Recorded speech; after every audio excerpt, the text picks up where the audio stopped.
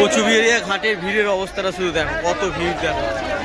এইভাবে যদি সতীর্থ বারবার গঙ্গাসাগর একবার, পৃথিবীর দ্বিতীয় বৃহত্তম মেলা কিন্তু গঙ্গাসাগর মেলা, যা কিন্তু পশ্চিমবঙ্গের গঙ্গাসাগরে অবস্থিত।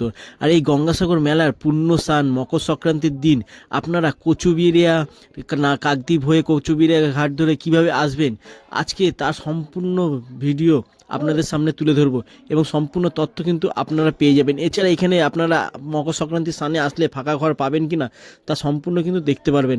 আজকের ভিডিওটি শুরু করছি শিয়ালদা স্টেশন থেকে। আর ভোর 5টা 20 শিয়ালদা নামখানা লোকালে কিন্তু আমরা উঠে পড়বো আজকের। আর আমাদের নামখানা লোকাল দিচ্ছি কিন্তু 17 নম্বর স্টেশনে। আর এখন কিন্তু মেলার দুদিন আগেই কিন্তু অ্যাভেলেবেল ট্রেন কিন্তু আপনারা শিয়ালদা থেকে পেয়ে যাবেন, গঙ্গাসাগর স্পেশাল অনেক ট্রেন পেয়ে যাবেন। আমরা কিন্তু 5টা 20 ট্রেনে উঠে পড়েছি নামখানা লোকালে। দেখতে পাচ্ছ আমাদের ট্রেন কিন্তু দাঁড়িয়ে আছে। আর ভোর 5টা 20তেই কিন্তু এই নামখানা লোকাল ছেড়ে দিল। ঘড়ির কাঁটা 5টা 20 একদম সঠিক টাইমে কিন্তু এই নামখানা লোকাল ছেড়ে দিচ্ছে। আপনারা পারলে ভোরবেলায় যদি আসতে পারেন তাহলে কিন্তু এই লোকালটা পেয়ে যাবেন। এছাড়াও 6টার সময় আরও যে ট্রেনের টাইমগুলি আছে সেগুলো একবার দেখে নেবেন। কিন্তু পরপর প্রচুর ট্রেন রয়েছে এই মেলার সময় কিন্তু, তাই আমরা এই নামখানা লোকালে উঠে পড়লাম। আর আজকে আপনাদেরকে দেখাবো কাকদ্বীপ স্টেশন থেকে কিভাবে আমরা যাব খুব সহজভাবে। আর আমরা কিন্তু ট্রেনে উঠেছি, যেহেতু ভোরের ট্রেন একটু ফাঁকা ছিল, সেই ফাঁকা ট্রেনের মধ্যে দিয়ে আমরা কিন্তু এগিয়ে চলেছি। এবং ভোরবেলার যে প্রাকৃতিক সৌন্দর্য, যা কিন্তু মন মুগ্ধ হয়ে যায় আমাদের দেখে, এই মন মুগ্ধকর পরিবেশে আমরা কিন্তু চলতে চলেছি। আর এই পরিবেশের মধ্যে কিন্তু খুবই ঠান্ডা। আর আপনারা যারা গঙ্গাসাগর আসছেন অবশ্যই কিন্তু মকর সংক্রান্তির দিন আসলে ঠান্ডার জিনিস নিয়ে আসবেন। আমাদের ট্রেন এসে দাঁড়ালো লক্ষ্মীকান্তপুর স্টেশনে। এই লক্ষ্মীকান্তপুর থেকেই কিন্তু ট্রেন চেঞ্জ হয়ে নামখানা লোকাল হয়ে যাবে কিন্তু আমাদের, মানে নামখানার নাম চেঞ্জ করে যাবে এই একই ট্রেনই। আমাদের দেখতে দেখতে আমরা চলে আসলাম কাকদ্বীপ স্টেশন। আমাদের প্রায় 3.25 ঘন্টার মতন সময় লেগে গেল এই কাকদ্বীপ স্টেশন আসতে। প্রায় 7টা 50-এ 7:45-এর মধ্যে কিন্তু আমরা, মানে 7:45-টার আগেই আমরা চলে আসলাম এই কাকদ্বীপের স্টেশনের কাছে। এবার হচ্ছে আমাদের কাকদ্বীপ স্টেশন থেকে যাব কোন দিকে, কিভাবে যাব, যারা প্রথমবার আসছে তাদের জন্য আমরা প্রথমে কাকদ্বীপ স্টেশন নামলাম। স্টেশনে নেবেই কিন্তু আমরা দেখবে যে ডান দিকে রাস্তা আছে, একদম সামনের দিকে নামখানার দিকে এগিয়েই যে রাস্তাটা গেছে সেই রাস্তা তো এগিয়ে দেখবে ওখানে টোটো স্ট্যান্ড আছে। এছাড়াও তো আপনারা যখন মকর সংক্রান্তির দিন আসতে যেতে চান সেদিন কিন্তু এখানে এই টিকিট কাউন্টার পাবেন, যেখান থেকে হচ্ছে ভ্যাসেলের টিকিট কেটে নিতে পারবেন মাত্র 10 টাকা মূল্যের। কিন্তু আমরা এখানে এসে কিন্তু একদম চলে এলাম টোটো স্ট্যান্ডে মাত্র 30 টাকা করে কিন্তু ভাড়া নেবে মাথা পিছু। সেই টোটো ভাড়া করে আমরা চলে আসলাম কিন্তু লট নাম্বার 8-এর ফেরিঘাটের আগে। তার আগে প্রচুর কিন্তু এখন লাইন, প্রচুর পরিমাণে প্রচুর ভিড় দেখতে পাচ্ছেন। প্রায় 1.5-2 কিলোমিটার দূর থেকে কিন্তু এই লট নাম্বার 8-এ যাওয়ার কিন্তু যে ভিড়টা, তার এই ভিড়ের মধ্যে থেকেই আমরা এগিয়ে চলেছি। প্রায় আমাদের ঘন্টাখানেক লাইনে দাঁড়ানোর পর আমরা কিন্তু আস্তে আস্তে করে এগিয়ে চলেছি লট নাম্বার 8 ফেরিঘাটের কাছে। অবশ্যই লট নাম্বার ফেরিঘাটে এসে আমরা কিন্তু টিকিট কেটে নিলাম। টিকিটের মূল্য কিন্তু 10 টাকা করে মাথা পিছু। আর এখানে দেখতে পাচ্ছেন যে ভিড়ের পরিমাণটা কতটা। আপনারা যদি যারা ভিড় এড়াতে যদি চান, আপনারা ফাঁকা পথে যেতে চান, তারও একটা ভিডিও কিন্তু আমি দিয়ে দিয়েছি ডেসক্রিপশান বক্সে, আপনারা চেক করে নেবেন। আপনারা নামখানা হয় কীভাবে যাবেন তার সম্পূর্ণ ভিডিও আছে। যাই হোক, আমরা কিন্তু ভিড় ঠেলে কিন্তু আমরা এগিয়ে চলেছি। আর প্রচণ্ড ভিড়, মানে বলার মতন না যে এই কাকদ্বীপ লট নাম্বার 8-এ এত পরিমাণ ভিড় হয় এই মেলার দুদিন আগে। তাই আমি এই ভিড় ঠেলে কিন্তু আমরা এগিয়ে চলেছি ফেরিঘাটের উদ্দেশ্যে ফেরি ধরার জন্য। অবশেষে কিন্তু লাইন ঠেলে কিন্তু আমরা এগিয়ে যাচ্ছি। আর দেখতে হচ্ছে প্রচুর মানুষ, বিভিন্ন রাজ্য থেকে মানুষ কিন্তু এসছে। আর এই লট নাম্বার 8 থেকেই যায় তারা কিন্তু, তাই ভিড়টা একটু বেশি দেখতে পাচ্ছ। আর আমরা কিন্তু ফেরিঘাটের দিকে এগিয়ে যাচ্ছি। আর এই ভ্যাসেলে কিন্তু একসাথে 400 থেকে 500 মানুষ কিন্তু ওঠেন। আর যার পরিমাণ কিন্তু প্রচুর, আপনারা কিন্তু বসার সিট পাবেন না, নাও পেতে পারেন। এখানে প্রচুর পরিমাণে কিন্তু ভিড় দেখতে পাচ্ছেন যে প্রচুর ভিড়, এখানে প্রচুর মানুষ কিন্তু, এখানে বিভিন্ন রাজ্য থেকে মানুষ কিন্তু এসছে। তাই আপনারা যারা এই কাকদ্বীপ থেকে আসবেন তাই একটু প্রস্তুত নিয়ে আসবেন। আর আপনারা কিন্তু হাতে সময় নিয়ে আসবেন। যারা মকর সংক্রান্তির সামনে আসছেন তারা কিন্তু হাতে 2 দিন সময় নিয়ে আসবেন, কারণ এই ভিড়ের জন্য আপনারা সঠিক একদিনে বাড়ি ফিরে নাও আসতে পারেন। আপনাদেরকে 2 দিন ওয়েট করতে হতে পারে, যা পরিমাণ ভিড় হয়। আর আপনারা একদিনে আসতে চাইলে ফিরে, তার জন্য কিন্তু আপনারা নামখানা করে থেকেই যেতে পারেন। দেখতে পাচ্ছেন যে আমরা কিন্তু অবশেষে চলে আসলাম কিন্তু যে কচুবিহারিয়া ফেরিঘাট। আর কচুবিহারিয়া ফেরিঘাটে এসে কিন্তু প্রচণ্ড ভিড় দেখুন। আমরা কিন্তু এই ফেরিঘাটে নামবো এখন, এই কচুবেড়িয়া ফেরিঘাট। এই কচুবেড়িয়া ফেরিঘাট থেকে আমরা হেঁটে কিছুটা যাব, গিয়ে তারপরে ওখান থেকে টোটো বা বাস ধরবো। এবারে এই কচুবেড়িয়া ফেরিঘাটের কাছে আসলাম, এসেই আমরা একটু হেঁটে যাব সামনেই। আর দেখতে পাচ্ছেন যে প্রচণ্ড ভিড় রাস্তাঘাটে, মানে এই সময়টা মেলার সময় যে পরিমাণ ভিড় থাকে একমাত্র মেলার সময় যারা আসে তারাই জানে। আপনাদের কিন্তু এই ভিড়ের মধ্যে থেকেই এগিয়ে যেতে হবে, এই ভিড়ের মধ্যে থেকেই এগিয়ে যেতে হবে। সামনে এগিয়ে গেলেই দেখতে পারবেন বাস স্ট্যান্ড, অটো, টোটো, ম্যাজিক সমস্ত কিছু পাবেন। আপনারা যারা গ্রুপে আসছেন তারা গ্রুপ ধরে একটা গ্রুপ করে কিন্তু গাড়ি বুক করে নিতে পারবেন। এছাড়া যারা সিঙ্গেল আসবেন ভাবছেন তারা কিন্তু সিঙ্গেল আসলে টোটো করে চলে যেতে পারেন। আর বাস পুরো সত্যি কথা বলতে বাসে সব প্যাকড আপ হয়ে যায়, বিভিন্ন রাজ্যের যে লোকরা আসে তারা কিন্তু পুরো বাস বুক করে নেয়। এখন কিন্তু বর্তমান বাস ভাড়া নিচ্ছে 50 টাকা, আর আপনারা টোটো বা ম্যাজিকে গেলে 60 টাকা করে কিন্তু মাথা পিছু আপনাদের লাগবে। তাই গাড়ির মূল্য কিন্তু এখন মেলার সময় বেড়ে গেছে।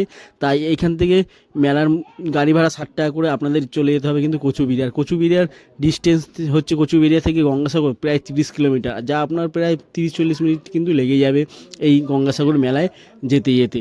আর অবশেষে কিন্তু আমরা চলে আসলাম গঙ্গাসাগর মেলার ঘাটের সামনে, গঙ্গাসাগর মেলার যে মেন গেট সেই গেটের সামনে। আর গেটের সামনে এসেই কিন্তু আমরা দেখতে পাবো প্রথমে যে কৃষ্ণ অর্জুন সারথীর যে অশ্বরথ, সেই 4টি ঘোড়ার রথ, সেই রথ দেখব এবং মুনি ঋষিদেরকে দেখব। এবং এই রাস্তা ধরে এসেই কিন্তু আমরা সোজা এগিয়ে যাব গঙ্গাসাগর যে কপিলমুনি আশ্রম, সেই কপিলমুনি আশ্রমের দিকে। আর কপিলমুনি আশ্রম কিন্তু আপনাদেরকে বলে রাখছি 2 নম্বর গেটের দিকেই রয়েছে এই কপিলমুনি আশ্রম। তাই আপনারা চেষ্টা করবেন যে 2 নম্বর গেটের দিকে যাওয়ার।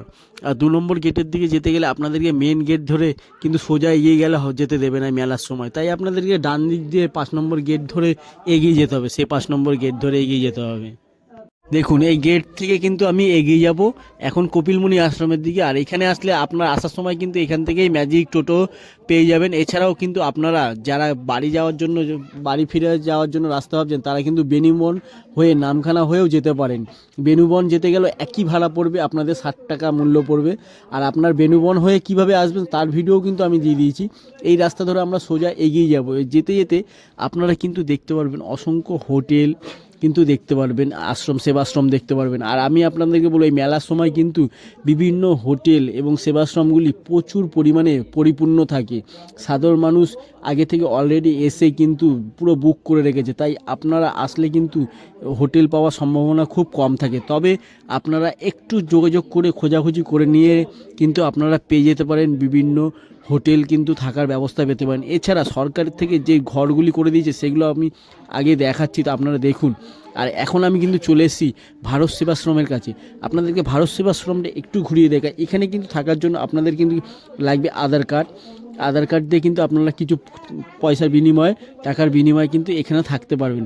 তবে এখানে অলরেডি প্রচুর মানুষ কিন্তু পরিপূর্ণ হয়ে গেছে, দেখতে পাচ্ছেন। যেহেতু মেলার 2 দিন আগে কিন্তু এখানে পুরো ভিড় থাকে, তাই আপনারা এখানে নাও থাকতে পারেন। তাই আপনাদেরকে একটা সাজেস্ট করব, আপনারা যতটা পারবেন সরকারি যে ঘরগুলি তৈরি করে দিয়েছে সেখানে থাকার জন্য পারবেন। এর জন্য আপনাদেরকে বিভিন্ন কিন্তু শীতের জামাকাপড়, শীতের জিনিস, এছাড়াও আপনারা যে থাকার যে সমস্ত জিনিস সেগুলো কিন্তু আপনারা সাথে নিয়ে আসলে কিন্তু আপনাদের সব থেকে সুবিধা হবে। আমরা কিন্তু ভারত সেবাশ্রম দর্শন করে কিন্তু এখন বেরিয়ে যাচ্ছি গঙ্গাসাগর কপিলমুনি আশ্রমের দিকে। আর আমরা কিন্তু 2 নম্বর গেট ধরে চলে আসলাম কপিলমুনি আশ্রমের কাছেই। আর 2 নম্বর আশ্রমের গেট ধরে আসার পরে যে মন্দিরের কাছেই দেখতে পাচ্ছি এখানে ডালা আছে, এই ডালা আক্রেট আছে। এখান থেকে আপনারা ডালা কিনে কিন্তু আপনারা পুজো দিতে পারেন কপিলমুনির মন্দিরে। আর কপিলমুনি মন্দিরের কাছে কিন্তু প্রচণ্ড পরিমাণ ভিড় এই মেলার সময়। আর যেহেতু মকর সংক্রান্তি স্নানের আর বেশি দিন বাকি নেই, তাই এই সময়টা প্রচুর মানুষ কিন্তু ভিড় হয়। এছাড়া কয়েক লাখ মানুষ অনেক আগে থেকে এসেই কিন্তু মন্দিরে পুজো দিয়ে চলে যাচ্ছেন। আমরা কিন্তু দর্শন করে নিচ্ছি, দেখুন মহাদেবকে, মহাদেবের মূর্তি রয়েছে, সেই মহাদেবকে দর্শন করেছি। আরও মনীষীরা রয়েছে, তাদেরকে দর্শন করব, করে তারপরে আমি আপনাদেরকে কপিলমুনির মেন যে মন্দির রয়েছে সেই মন্দির প্রাঙ্গণ আপনাদেরকে দর্শন করাবো। দেখতে পাচ্ছেন এখানে কিন্তু বিভিন্ন, এই পাশে যে ডালাকৃত আছে তার পাশেও কিন্তু রয়েছে বিভিন্ন মনীষী। এই সম্পর্কে আমার ধারণা একটু কম আছে, আপনারা কমেন্ট করে বলে দেবেন যে এটা কী। আর এখানে যে ঋষিমুনি রয়েছে এই পাশটা দেখতে পাচ্ছেন, এই ঋষিমুনির এই পাশটাও কিন্তু রয়েছে যে ডালা আক্রেট। এবারে আমরা আপনাদেরকে দেখাবো যে ডালা আক্রেটের ভিতরে কী কী জিনিস আপনারা পেতে পারেন। ডালা সামগ্রীও পাবেন, এছাড়াও কিন্তু আপনারা আরও জিনিস পেতে পারেন। চলুন তার আগে আপনাদেরকে এই দর্শনটা করে দিই। শঙ্খ হাতে নিয়ে রয়েছে, কি সুন্দর কিন্তু লাগছে, এটা নতুন তৈরি করেছে। আর এবারে আমরা কিন্তু ঢুকছি ডালা ক্রেটের ভিতরে। এখানে ঢুকলে কিন্তু আপনারা পেয়ে যাবেন কিন্তু বিভিন্ন ধরনের সামগ্রী জিনিস। দেখতে পাচ্ছেন যে ভোলে বাবার ঢুকঢুকি থেকে শুরু করে বিভিন্ন ব্যাগ, এছাড়াও কিন্তু ডালা সামগ্রী আপনারা এখানে পেয়ে যাবেন। এরপর আমরা কিন্তু কপিল মুনির মন্দিরের কাছেই চলে আসলাম। মন্দির প্রাঙ্গণে কিন্তু বিভিন্ন দূর দূর রাজ্য থেকে কিন্তু আর্মি অফিসার, পুলিশ অফিসাররা এসছেন তাদের ডিউটির জন্য। তার আগে তারা কিন্তু পুজো দিয়ে নিচ্ছেন, এই মন্দির প্রাঙ্গণে পুজো দিচ্ছেন। তারা প্রথমবার যারা এসছেন তারা কিন্তু এখানে এসে ফটো তুলছেন। আর দেখতে পাচ্ছেন এই বাসে কিন্তু ব্যারিকেড করে দেওয়া হয়েছে, প্রচুর ভিড় সামলানোর জন্য কিন্তু ব্যারিকেডের লাইন ধরে কিন্তু আপনাদের এগিয়ে যেতে হবে মেলা যে মকর সংক্রান্তি স্নানের দিন। আর দূর দূরান্ত থেকে বিভিন্ন রাজ্য থেকে কিন্তু মানুষ এখানে এসে উপস্থিত হয়েছে। চলুন এরপরে আমি আপনাদেরকে মন্দিরের ভিতরে গিয়ে মন্দির দর্শন করাচ্ছি। দেখুন মন্দির দর্শন করে নিন। মন্দিরে যে ভিতরে যে কপিলমুনি বাবাকে আশ্রম দর্শন করুন। এছাড়া বিভিন্ন যে দেবতারা রয়েছে তারা একসাথে যারা রয়েছেন তাদেরকেও আমি দর্শন করাবো আপনাদেরকে। আমি নিজেও দর্শন করব এবং আপনাদেরকেও দর্শন করব। আপনারা কিন্তু এসে স্নান করে কিন্তু এই মন্দির আগে দর্শন করে নেবেন, কারণ এই মন্দিরে প্রচুর ভিড় হয়। এই মেলার দুদিন আগেই কিন্তু এরকম ভিড় দেখতে পাচ্ছেন, প্রচুর পরিমাণে ভিড় রয়েছে দেখুন। আর প্রথমেই কিন্তু আমরা দর্শন করে নেব নরসিংহা দেবতাকে। তারপরে রয়েছে রাধাকৃষ্ণ, দেখতে পাচ্ছেন এই যে দেখুন। প্রথমেই রয়েছে শ্রী শ্রী নরসিংহা ভগবান। এই যে নরসিংহা ভগবানকে আপনারা দর্শন করে নিন। এরপরে রয়েছে কিন্তু শ্রী রাধাকৃষ্ণ দরবার। এরপর হচ্ছে রাধাকৃষ্ণকে দর্শন করে নেব। এবং প্রত্যেকটা মানুষ কিন্তু লাইন দিয়ে দিয়ে দর্শন করছে, এবং আপনারা ওখানে ব্রাহ্মণ আছে তাদেরকে দিয়ে পুজোও দিতে পারেন আপনারা। আমি পুজো দিনই কিন্তু ভগবানকে দর্শন করে নিয়েছি। এখানে দেখতে পাচ্ছেন সংকটমোচন হনুমানজি রয়েছে, হনুমানজিকে দর্শন করো। এরপর সীতারাম দরবার রয়েছে, রাম সীতা দরবার, রাম সীতাকে দর্শন করে নিন দেখুন। এরপরে আমরা কপিল বাবাকে দর্শন করব, যে কপিলমুনি যে মেন কপিলমুনি, সেই কপিলমুনিকে কিন্তু আমরা দর্শন করে নিলাম। এবার দর্শন করে হয়ে গেল। এবার শিব দরবার, যেখানে শিব, পার্বতী, গণেশ কিন্তু রয়েছে। তারপর আমরা চলে এসেছি কিন্তু দেখতে পাচ্ছেন যে বনদেবীকে দর্শন করার পর আমরা দেবরাজ ইন্দ্রদেবকে দর্শন করলাম। এই যে দেবরাজ ইন্দ্র দর্শন করেছি। এরপর আমরা কিন্তু চলে আসলাম মা কালীর দর্শন করতে। এই দেখো মা কালীকে আমরা দর্শন করে নিলাম। দর্শন করে আমরা বেরিয়ে আসলাম। বেরিয়ে এসে আপনারা কিন্তু এই যে দেখতে পাচ্ছেন যে আশ্রমটি রয়েছে, এই আশ্রম একদম গঙ্গাসাগরের কপিলমুনি মন্দিরের পাশেই কিন্তু এই আশ্রমটা। এই আশ্রমে আসলে কিন্তু আপনারা একদম ফ্রিতে থাকার ব্যবস্থা পাবেন। কিন্তু এই আশ্রমে আসার আগে আপনারা কিন্তু একটু জেনে নেবেন যে আশ্রম যদি প্রচুর ভিড় থাকে, ভর্তি থাকে, তাহলে কিন্তু আপনারা এখানে থাকার জায়গা পাবেন না। এখানে কিন্তু আপনারা যদি খালি থাকে তাহলে কিন্তু আপনারা আপনাদের ডকুমেন্টসে দিলেই কিন্তু এখানে থাকতে পারবেন। এখানে কোনো রকম পয়সা লাগে না, শুধুমাত্র আপনারা আপনাদের সাধ্যে এই মতন যেই যা পারবে সেইটুকু দান করতে পারবেন এই মন্দিরে। তাই আপনারা আগে দেখে নেবেন যে এখানে ফাঁকা আছে কি না, সেটা একবার যোগাযোগ করে নেবেন। না হলে তো আরও উপায় আছে থাকার জন্য যে উপায়গুলি আছে, ঘরগুলি ফাঁকা আছে কি না, আগের একটু ভিডিওটা শেষ পর্যন্ত দেখতে থাকুন। সেখানে আপনাদেরকে দেখিয়ে দেবো যে ঘর এখনও ফাঁকা আছে কি না। এই ধরুন এখন তো 11 তারিখ, এরপরে ধরুন 12-13 তারিখের মধ্যে ফাঁকা পাবেন কি না, সেই সময় সেগুলো আপনাদেরকে আগে গিয়ে দেখাবো। তাই দেখুন পুরো কিন্তু এই আশ্রমটা আপনারা এসে একবার যোগাযোগ করে নিতে পারেন।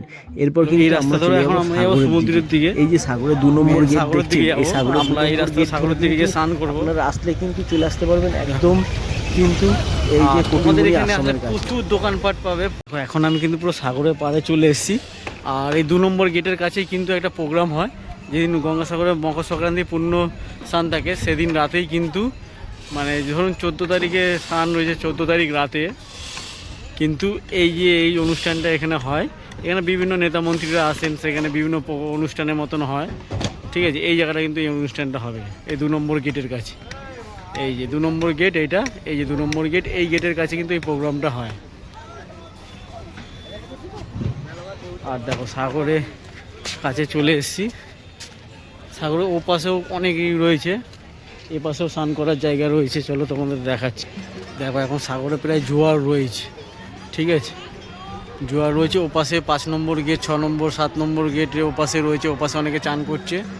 আর এই পাশে যে 2 নম্বর গেটের এই পাশটায় 1 নম্বরের দিকে, এ পাশেও প্রচুর মানুষ কিন্তু স্নান করছে। দেখো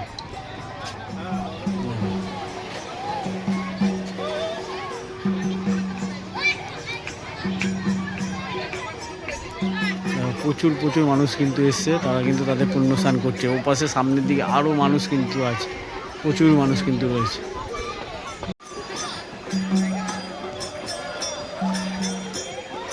আমি একদম ভিতর থেকে যাচ্ছি, মাঠের ভিতর থেকে। আর এখানে যে অস্থায়ী ঘরগুলি দেখো, এখনও অনেক ফাঁকা পড়ে রয়েছে, এখনও অনেকে আসেনি। এরকম ঘরগুলি আছে, এরকম ঘরগুলিতে থাকতে হবে। দেখো অনেক ঘর এখনও ফাঁকা রয়েছে, এখনও মানুষ কিন্তু অনেকেই আসেনি, তবে খুব শীঘ্রই কিন্তু সব ভরে যাবে। এই দেখো এরকম অস্থায়ী সাধারণ মানুষের জন্য বিনামূল্যে কিন্তু এখানে এসে থাকতে পারবে অস্থায়ী। গঙ্গাসাগর মেলা দিন এগুলো সব ভরে যাবে, সব এরকম প্রচুর প্রচুর হাজার হাজার কিন্তু এরকম সাগুলা পাতাতে কিন্তু ঘর করা আছে, প্রচুর প্রচুর আছে। এখানে এসে যারা রান্না করে খেতে চাও, চাল ডাল মুদিখানা দোকান সমস্ত কিছু কিন্তু ব্যবস্থা এখানে রয়েছে। এসে ধর রান্না করে খাবে, কেউ নিজেরা সব রান্না করে খাবে, তারও ব্যবস্থা রয়েছে এখানে। সমস্ত কিছু কিন্তু এখানে পেয়ে যাবে। আর এখানে প্রচুর পরিমাণে কিন্তু টয়লেট রয়েছে, প্রচুর প্রচুর টয়লেটের কোনো অসুবিধাই হবে না। এবারে এই যে থাকার জায়গাগুলি, এই থাকার জায়গাগুলি কিন্তু তোমার যেদিন গঙ্গাসাগর পুণ্যস্নান হবে সেদিন কিন্তু সব ভর্তি হয়ে থাকবে। অনেকে ভাবছে যে প্রচুর জায়গা আছে, মানে নিশ্চয়ই থাকতে পারবো। এসে দেখবেন যে এখানে থাকতে পারছেন না, থাকার জায়গা পাবেন না। তাই সেই রকম প্রস্তুতি নিয়েই কিন্তু আসতে হবে। আর এখানে এসে দেখো হাঁড়ি বাসন সমস্ত কিছু পেয়ে যাবে, সমস্ত কিছু থাকার যে সামগ্রী সব কিছু পাবে, বালতি থেকে শুরু সব। যারা আগের থেকে এসে থাকতে চাও তাদের জন্য সব থেকে সুবিধা হবে। এখনও কিন্তু অনেক অনেক অস্থায়ী ঘর তৈরি হচ্ছে। চলো আমি তোমাদেরকে পুরো ঘুরে ঘুরে সমস্ত কিছুটাই দেখাচ্ছি। চলো এই পাশে অনেক অস্থায়ী ঘর রয়েছে, কয়েক হাজার হাজার ঘর রয়েছে, কয়েক হাজার। দেখো হাজার হাজার মানুষ কিন্তু অলরেডি আসতে শুরু করে দিচ্ছে দূর দূরান্ত থেকে। প্রচুর প্রচুর মানুষরা তারা আসছে কিন্তু এই গঙ্গাসাগর মেলা পুণ্যস্নানের জন্য। ঠিক আছে, আমি একদম পরপর গেট ধরে একটু আগে, অনেক দূর আগিয়ে যাচ্ছি যতটা পারছি। আর এখানে দেখো অনেক অস্থায়ী ঘর এখনও করছে, অনেক দোকান করছে। দেখো শুধু প্রচুর, মানে পুরো এলাকা জুড়ে, মানে পুরো। আর যেদিন মকর সংক্রান্তি স্নান হয় না, এই যে এত জায়গা দেখছেন, এত কিছু সমস্ত কিছু পরিপূর্ণ থাকবে। আমার নিজের অভিজ্ঞতায়, আমি নিজে অভিজ্ঞতা করেছি মকর সংক্রান্তির দিন। আমি নিজে বাইরে, এখন আমি আসছি ওই যে গজ গেট, মানে গজনন্দ গেট, যেটা 5 নম্বর গেটের কাছে। আর এই 5 নম্বর গেটের কাছেই কিন্তু গতবারে ছিলাম, এই ভিতরেই 5 নম্বর গেটের কাছেই। আর এই হচ্ছে 5 নম্বর গেট। এখান থেকে সমুদ্রের এই দিকটা তোমাদেরকে দেখাবো। ওপাশে তোমাদের 2 নম্বর দেখালাম মেন গেট, যেটা দিয়ে একদম আশ্রমের কাছে যেতে পারবে। ঠিক আছে, এখন চলো এটা দিয়ে এখন সাগরের কাছে আসছি আবার। আমি এখন পুরো সাগরের পাড় ধরে যাচ্ছি। আর কত সুন্দর লাগছে, চর পড়ছে কত সুন্দর দেখো। আর কত জাহাজ, ছোট ছোট ট্রলার জাহাজগুলি প্রচুর রয়েছে ওই দিকটা দেখো। এটা হচ্ছে বে অফ বেঙ্গল, আমাদের বে অফ বেঙ্গল। দেখো চারিদিকে শুধু জল আর জল, কিছুই দেখা যাচ্ছে না। আমি একটু সামনের দিকে একটু অনেকটা এগিয়ে এসেছি। আমি ওই দিকটা ধরে এগিয়ে এসেছি, এদিকটা অনেকটা হেঁটে চলে এসেছি। এদিকটা একা একা এসেছি, আমার যেদিকে মন চাইছে আমি সেদিকে একটু ঘুরে নিচ্ছি, হেঁটে আসছি। এখন ওই দিকটা যাবো, ওখানে গিয়ে স্নান করব। চলো, এখনও সকাল থেকে কিছু খাওয়া হয়নি, শুধু ছোলা খেয়েছিলাম, কাঁচা ছোলা সকালবেলা ট্রেনে। তারপরে 2টো বিস্কুট খেয়েছিলাম, তারপরে এখনও কিছু খাইনি। চান টান করে তারপরে খাবো। আর তোমরা যারা ঘুরতে আসছো অবশ্যই এই সাইডগুলিতে একটু এসে একটু ঘুরো, এই সাগরের সাইডটা দারুণ লাগবে কিন্তু। দেখো এখন আমি সমুদ্রে নামছি, এখন চান করব।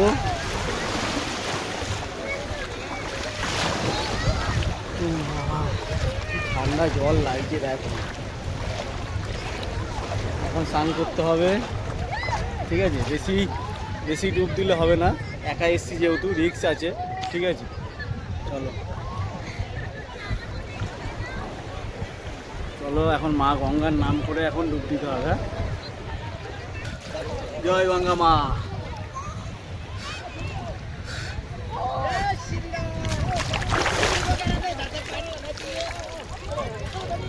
হর হর মহাদেব, জয় গঙ্গা মা। সব তীর্থ বারবার, গঙ্গাসাগর একবার। কি মনে হচ্ছে না দীঘা বকখালি চলে এসেছি পুরো। দেখো সাগরের কাছে দীঘা বকখালি পুরো কাছাকাছি এরকমই লাগছে দেখো। যত ওই দিকটা যাবে তত আরও সৌন্দর্য লাগবে। সারাদিন ওইদিকে ঘুরলে ঠিক আছে, এখানে যদি থাকলে কিন্তু অনেকটা ঘুরলে তাহলে ঠিক আছে। যেহেতু আমি থাকবো না, আমাকে আজকেই বাড়ি ফিরতে হবে, তাই তোমাদেরকে যতটা পারছি তোমাদের সামনে তুলে ধরার চেষ্টা করছি। দেখো জাস্ট অসাধারণ। আর এই পাশের যে দ্বীপের সাইডটা, আমি অনেকটা দূরে চলে এসেছি গঙ্গাসাগরের এই সাইডটা। অনেকবার যখন এসেছি তখন কিন্তু আসা হয় না, এখন একা এসেছি তাই এই সাইডটা চলে এসেছি। আর এই সাইডগুলি এত পরিমাণে ট্রলার আছে, প্রচুর ট্রলার, সব ইন্ডিয়ান ট্রলার। আমাদের কত ট্রলার সব এসছে দেখো, মৎস্য বন্দরে সব মাছ ধরে বিভিন্ন কাজে বিভিন্ন জিনিস নিয়ে আসা, সমস্ত কিছু কিন্তু এই ট্রলারগুলি কিন্তু। তোমরা এই এত সুন্দর জায়গাটা কিন্তু অবশ্যই ঘুরে নিও, যেটা হচ্ছে 5 নম্বর গেট থেকে কিন্তু একটু এগিয়ে আসবে, এই জায়গাটা ঘুরতে পারবে। আর হ্যাঁ, তোমাদের যদি আজকে ভিডিওটা ভালো লাগে তাহলে অবশ্যই চ্যানেলটা সাবস্ক্রাইব করে পাশে থেকো। আরও তোমরা যদি নামখানা থেকে কীভাবে আসবে সেই ভিডিও কিন্তু ডেসক্রিপশন বক্সে দিয়ে দিয়েছি, সেটা দেখে তোমরা কিন্তু দেখে নিতে পারো কীভাবে আসবে। আর এখানে কিন্তু খাবার মূল্য কিন্তু সবজি ভাত 60 টাকা থেকে 70 টাকা। এবার মেলার দিন কিন্তু সেদিন 120 টাকা পর্যন্ত হয়ে যেতে পারে সবজি ভাত। তাই তোমরা একটু দেখে শুনে এখানে একটু বাজেট বেশি করে নিয়ে আসতে